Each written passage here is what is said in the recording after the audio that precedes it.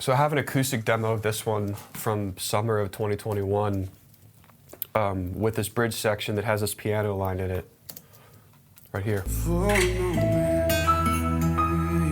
This would have been the first demo.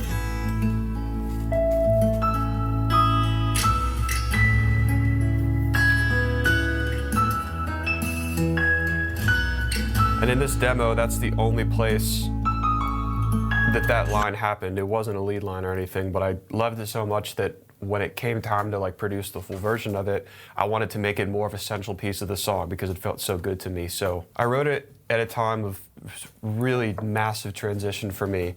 And I knew I wanted it on this record, but not the way that I originally wrote it, because at that point it was more heavy than hopeful, and I wanted that to be flip-flopped. So when I was able to get something together that felt more hopeful than heavy, I knew that it was the perfect way to kind of go up and out at the very end of the record. So right at the beginning there, the synths start stacking and building up to that lead line that you heard on the piano a second ago. But before that, what kind of leads into that, falls into that, and then this happens again throughout the song. But there's this track I have here called Seagulls, but it's just a whole bunch of individual bends and stuff that I played over and over again on a guitar, then reversed it and sent it through a bunch of delays and stuff. So that falls right into this build that starts happening. So that kind of pulsing pad thing. Skip ahead a bit, you get the Moogs that come in, just octaves, left and right. And then you get that lead line from the piano part.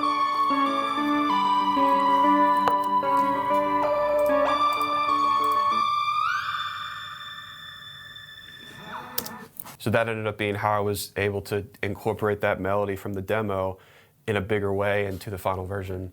Rhythmically, for most of the song, it's just this drum loop with this cool perk part as well, right here. Kind of layered over top of it.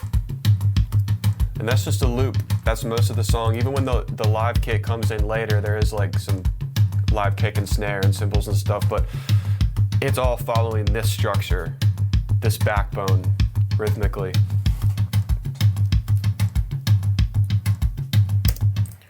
Vocally, most of the song is pretty bare and simple. Until it's not. When you get to chorus 2 and then going into the bridge, when things just get stacked out of control. So here's some of the sax on chorus 2, and it starts to get a little bit bigger. Hold on to me. Let me pretend that I don't want relief. And then throw the lead back in with it. Hold on to me. It's kind of enveloped around the lead. Let me pretend that I don't want relief for a moment. By the time we get to the bridge section, that's when all the stacks and everything start really ramping up. So you have the main stack, and then you'll hear some other stuff kind of layered in behind. It's picking up and the boat's moving quick, but you know you wouldn't turn back even if they paid you for it. And no one's paying you for it. So thank God when you pray for another long day, cause they only get shorter and you wouldn't want it any other way. Cause there ain't any other way. Keep moving along, moving along, moving along, moving along, keep moving along, moving along. So a lot of that other stuff you're hearing was as the stacks like started to come together. It was towards the end of the production, and it was getting really, really fun when it starts to kind of fill up like that. And it started organically of me just like loving it so much that I started yelling stuff in the studio when the mic was on and stuff. And then from there I was like, when I accidentally left it in once or twice, I just thought it just adds so much energy for me, and it just adds a fun element to it. So I just did more of that and ended up leaving it in. And band-wise, in that bridge, there's so many cool individual things going on. We'll start off with the horns track here. So the way this kind of sits back and forth with the strings.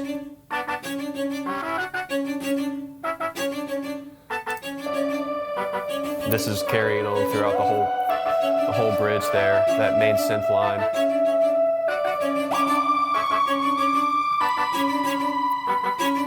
With the guitars.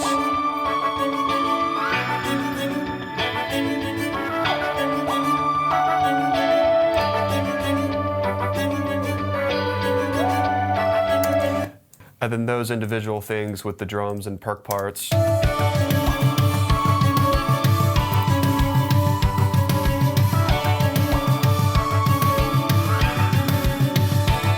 Just the drums progressively starting to get more and more out of control as that builds.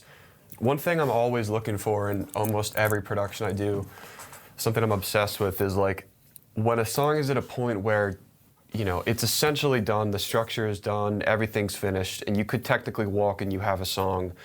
A lot of times there's one track left that just takes it from 10 to 11, energy-wise, and I'm always looking for that. On this song, it was this guitar part right here.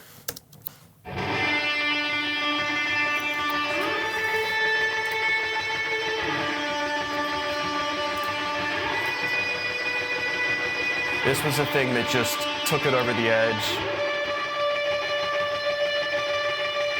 into the place I wanted it to be.